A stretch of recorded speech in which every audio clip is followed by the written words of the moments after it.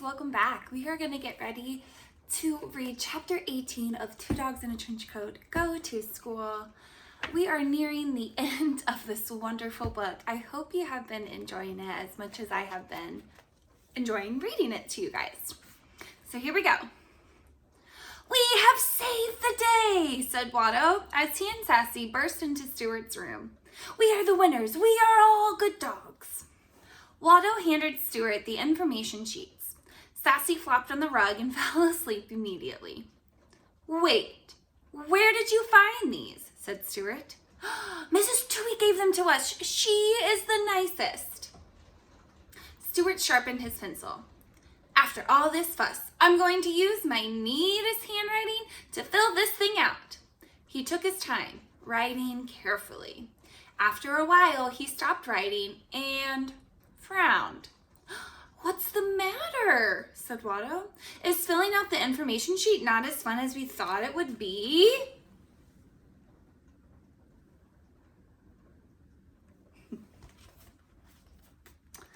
"It's just a little more involved than I expected." "What are the educational benchmarks addressed by your project? How will your presentation help your classmates become functional adults? On a scale of 1 to 10, how amazing of a teacher is Mrs. Toohey?" 12, said Watto. 12, she is 12 amazing.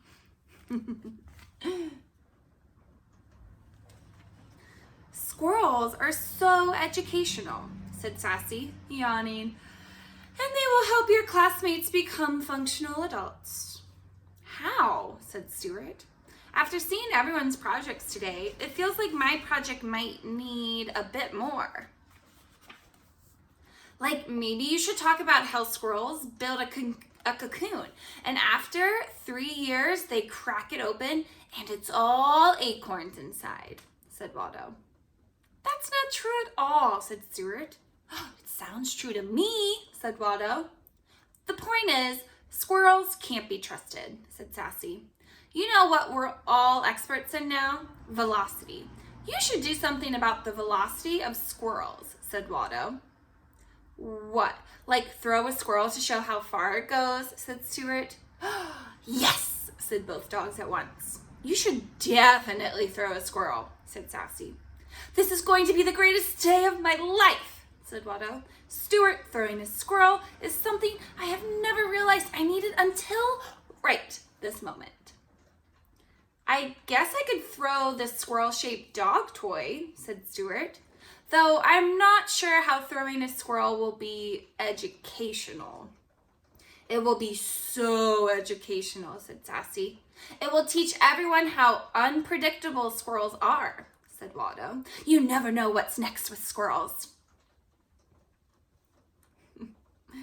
"Squirrels are chaos," said Sassy. "Also, I think it will work best if we throw a real live squirrel." Of course the dogs want them to throw a squirrel, right? That's like every dog's dream. "First of all, no," said Stuart. "Second of all, even if I was going to do that, how would I get a squirrel? You two have been trying to catch a squirrel as long as I've known you, and you've never gotten close." "Now, hold on a minute," said Watto. "We are not trying to catch one." "Oh, really?" said Stuart. "We are trying to clear the area," said Watto, "and we are doing a really good job." "There are no squirrels in your room at all," said Sassy. "That proves what a good job we're doing. If we wanted to catch a squirrel, we could do it." She stood up, suddenly excited. Do you want us to catch a squirrel? We'll go get one right now, I promise. Then you'll just have to hold on to it for tomorrow." "No, it's fine," said Stuart. "I don't need a squirrel. Let me finish filling out this information sheet." The dog stared at Stuart while he did his best to answer the questions about the educational quality of a project he'd just come up with the day before. They knew they were helping. It was always helpful to stare at humans doing difficult tasks. Stuart wrote. He sighed. He stared at the ceiling. He wrote some more. He looked at the dogs, and then he wrote some more. "There's something bugging me," said Stuart. "Squirrels?" said Watto. Squirrels are bugging you. They do that. No, it's not that. It's that I'm filling this out after everyone else already did their project. That's not your fault, said Sassy. You didn't have the information sheet until today. Well, that actually is my fault. I lost it, and now I'm filling out this one because you got me a new one. That's because we're the most helpful dogs ever, said Watto, and total professionals.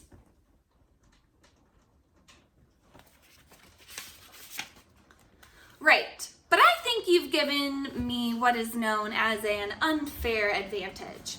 And if I add more to my project, if I make it more about squirrels' velocity, or purposely change everything to make it more like all of the presentations I saw today, then that's cheating. I have to stick with what I would have presented today. We were lucky that I was last and that Bax had so much to say. Bax really did have a lot to say, said Watto. He did, Sassy agreed. He talked for 3 times as long as anyone else. Plus, his presentation involved a lot of balls. So many balls, said Watto. There were balls in that science project. About colors, too, said Sassy. Why didn't you tell us there were so many balls in school, said Watto. I didn't want to make you feel bad about having to stay home, I guess, said Stuart. This is the dogs imagining swimming in a ball pit. If you cannot add more to your project, does that mean you will not fill out the information sheet either? You didn't have that this morning. Oh, I'm totally filling this out. Filling this out isn't cheating, since I had an information sheet once. But I'm going to stick with my presentation about squirrel facts. It will still be educational. So educational, agreed Sassy. It's important everyone knows the truth about squirrels. Make sure you talk about Squirrel Town, said Watto, and tell them how the squirrels are plotting an overthrow of the humans. Tell them not to leave acorns or walnuts outside, or tiny peanut butter sandwiches. I don't know if anyone leaves trays of tiny sandwiches outside, but if they did, it would definitely help the squirrels.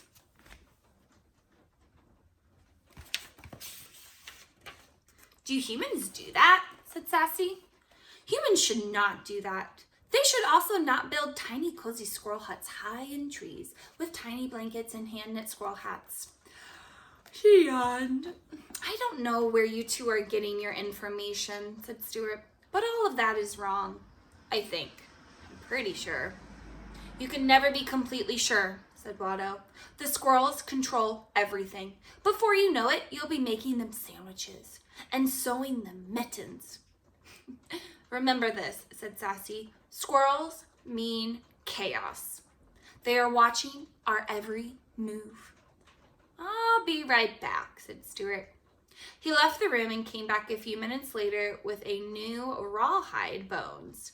Chew on these for a while and forget about squirrels. You are thinking way too much about squirrels.